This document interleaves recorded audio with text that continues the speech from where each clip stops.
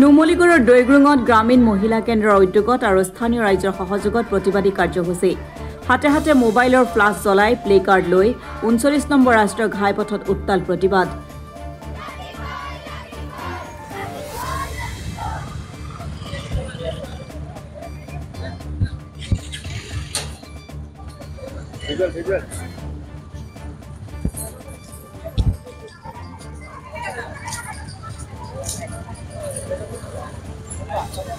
উজ্জ্বল কৰি হিংসা হত্যা ধৰ্ষণ নিষ্পত্তি ৰক্ষা কৰিবৰ কাৰণে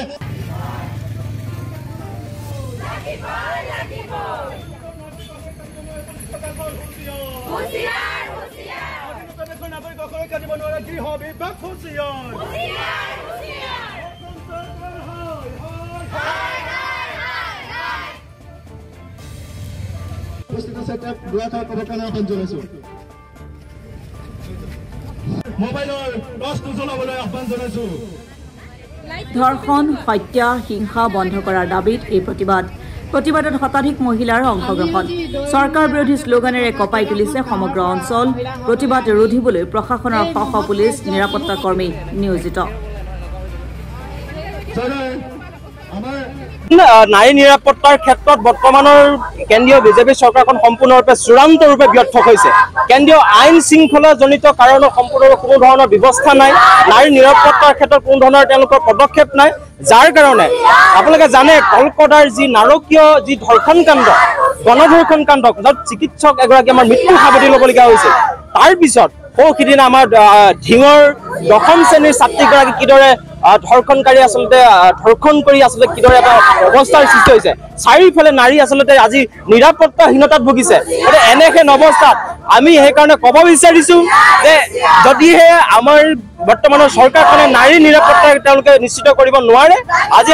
শ নাৰী আজি ৰাজপথলৈ ওলাই আহিছে তেনে হাজাৰ হাজাৰ নাৰীয়ে ৰাজপথলৈ ওলাই আহি এই চৰকাৰখনৰ বিৰুদ্ধে যুঁজ দিবলৈ আৰম্ভ কৰিব কাৰণ আমি দেখিছোঁ বিভিন্ন সময়ত চৰকাৰখনে নাৰী সুৰক্ষাৰ কথা কয় বেটি বচাও বেটি পঢ়াৰ কথা কয় কিন্তু চৰকাৰখনে নাৰী নিৰাপত্তাৰ ক্ষেত্ৰত কোনো ধৰণৰ আইন পাছ কৰা নাই তেওঁলোকে বিভিন্ন ধৰণৰ জনবিৰোধী আইন পাছ কৰে সংসদত বিভিন্ন ধৰণৰ আমাৰ ৰাইজৰ বিৰোধী আইন পাছ কৰে কিন্তু নাৰী নিৰাপত্তাৰ ক্ষেত্ৰত নাৰী নিৰাপত্তা কিদৰে কৰিব পাৰি তেনেধৰণৰ এখন আইন কিন্তু সংসদত পাছ হোৱা আমি কোনোদিনে দেখা নাই গতিকে আমি চৰকাৰক ক'ব বিচাৰিছোঁ অসমত বিধানসভা অধিৱেশন চলি আছে য'ত অসমত এতিয়া মাছ জাতীয় সমস্যা হৈ পৰিছে কিন্তু আমাৰ নাৰী নিৰাপত্তা সমস্যাটো আজি বিধানসভাত উত্থাপন হোৱা নাই এগৰাকী বিধায়কে যদিও উপস্থাপন কৰা দেখা গৈছে কিন্তু বাকী চৰকাৰী পক্ষই কিন্তু নাৰী নিৰাপত্তাৰ গোটেই বিষয়টো আজি ধিং কাণ্ডৰে হওক বা সামগ্ৰিকভাৱে গোটেই নাৰী নিৰাপত্তাৰ গোটেই বিষয়খিনিক লৈ কিন্তু বিধানসভা হওক সংসদত হওক চৰকাৰে গুৰুত্ব সহকাৰে লোৱা নাই গতিকে আমি ক'ব বিচাৰিছোঁ শীঘ্ৰে চৰকাৰে আমাৰ নাৰী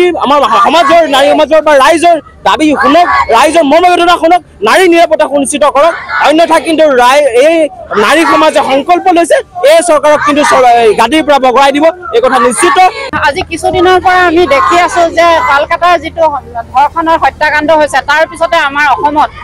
সিদিনাৰ পৰা জুলাই 4 তাৰিখৰ পৰা এতিয়ালৈকে 23টা